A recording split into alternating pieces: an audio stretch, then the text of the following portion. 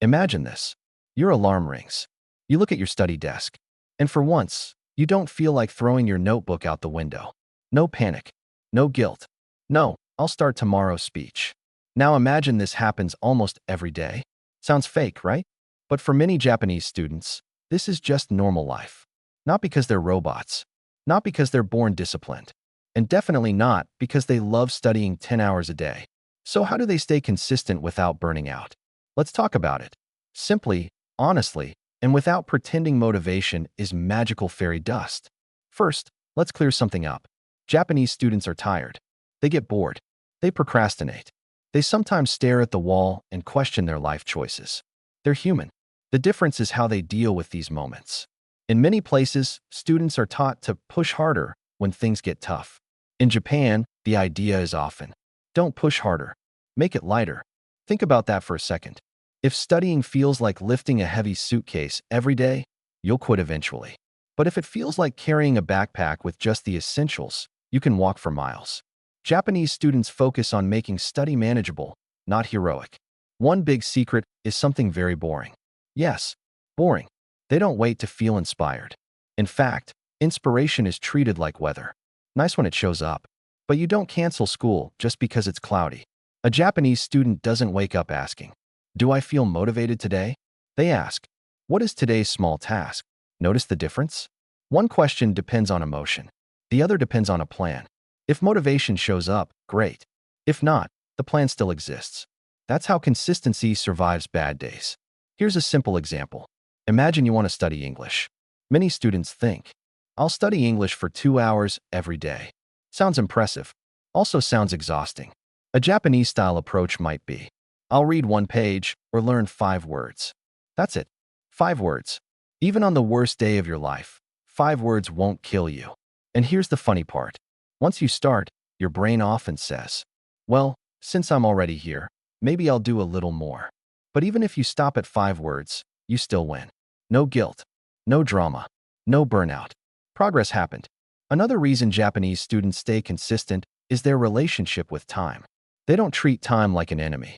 They don't say, I must finish everything today or I'm a failure. Instead, they think long-term.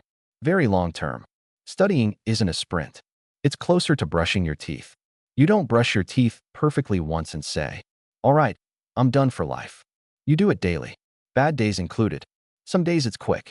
Some days it's lazy. But it happens. That mindset removes pressure. And pressure is one of the biggest causes of burnout. Let's talk about rest. Because this is where many people get confused. Yes, Japanese students study a lot. But rest is planned, not accidental. They don't wait until they collapse to rest. Rest is part of the system. There's a concept in Japan where effort and recovery go together, like breathing in and breathing out. You don't inhale forever. You'd pass out. Same with studying. Short breaks are normal. Stopping before exhaustion is normal. Rest isn't a reward for suffering. It's maintenance. Like oil in a machine. No oil equals broken machine. Here's a small but powerful habit. Many Japanese students stop studying before they're tired. That sounds backward, right? But it works. They leave their desk thinking, I could do a bit more. That feeling makes it easier to come back tomorrow. Compare that to studying until your brain melts. The next day, your desk looks like a crime scene. Burnout often comes not from studying too little, but from studying too much at once. Another key idea is routine over intensity. Same time, same place, same setup. When you repeat something enough, your brain stops negotiating. You don't argue with yourself about brushing your teeth. You just do it. Japanese students build study routines that feel automatic. No daily decision-making. No mental debate. Less thinking equals less stress. And less stress equals more consistency. Let's add some humor here. Imagine your brain as a lazy cat. If you suddenly shout, study for 6 hours now, your brain cat knocks a cup off the table and walks away. But if you say, hey, let's sit here for 10 minutes, the cat might stretch, yawn, and maybe sit down. Japanese study habits don't scare the brain cat. They invite it. Environment matters too. Japanese students often keep their study space simple. Not fancy, not aesthetic Instagram perfection. Just clean enough to not be distracting. When your desk is chaotic, your mind follows. Less visual noise equals less mental noise. Also, they separate spaces. Bed is for sleeping. Desk is for studying. No studying in bed while lying like a tired noodle. Your brain learns. This place equals focus. That reduces effort. Another important point, comparison is minimized. In many cultures, students constantly compare. Who studied more? Who got better grades? Who's smarter? In Japan, while competition exists, consistency is often personal. The focus is, did I do my part today? Not, did I beat everyone else? This reduces anxiety.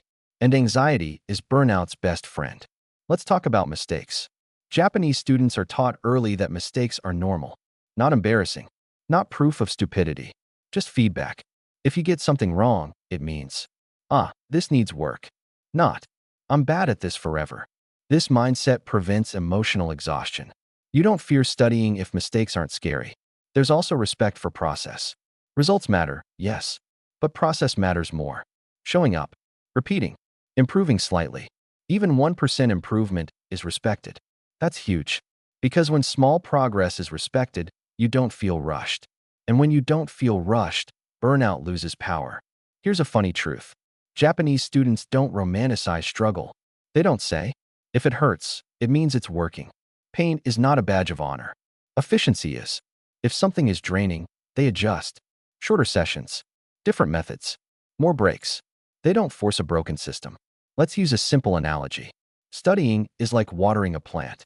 You don't dump 50 liters of water once a month. The plant dies. You give small amounts regularly. That's consistency. Japanese students water their brains daily. Not dramatically, not emotionally, just regularly. Another underrated habit, ending the day clean.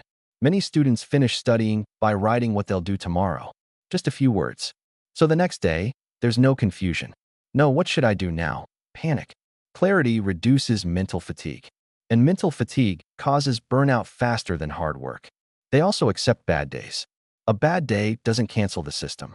If they study less today, they don't try to make up for it by overstudying tomorrow. They just return to normal. No punishment. No self-hate. Consistency beats intensity again. Now let's talk about enjoyment. Japanese students don't force fun, but they allow it. If music helps, they use it. If studying with friends helps, they do that. If visuals help, they draw. Study isn't treated like a prison sentence. It's flexible. That flexibility keeps it sustainable. One more thing that's often overlooked. Purpose. Japanese students usually know why they're studying. Not in a dramatic, change the world way, but simple reasons. To pass this exam. To get into this school. To improve this skill. Clear purpose removes confusion. Confusion drains energy. Let's be honest. Burnout often comes from fighting yourself.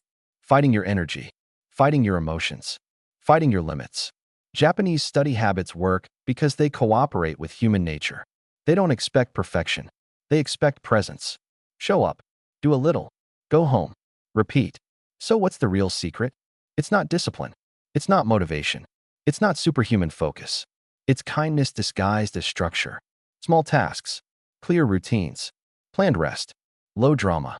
That's it. Consistency doesn't come from pushing harder. It comes from making quitting unnecessary. If you remember one thing from this, remember this. You don't need to study like a hero. You need to study like a human. And humans do better with small steps, clear paths, and permission to rest. That's how Japanese students stay consistent. Not by burning brighter, but by burning slower, longer, and smarter. And honestly, that sounds like a pretty good deal.